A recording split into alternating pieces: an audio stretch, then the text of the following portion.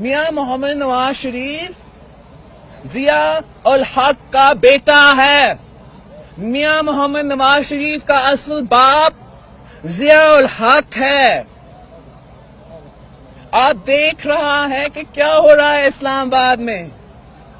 جتنا وہ چھپانے کی کوشش کیا تھا، جتنا اس نے اپنی بیٹی کو سافٹ فیس کے لیے استعمال کر کے اس کا امیج کو کرنے کی کوشش کیا تھا، اب یہ سب کچھ سامنے آ رہا ہے.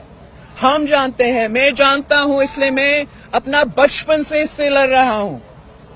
میں جانتا ہوں کہ یہ پہلے امیر المومنین بننا چاہتا تھا. یہ پہلے اسامہ بن لادن سے فنڈنگ لیتا تھا شہید بی بی کی حکومت کو گرانے کے لیے.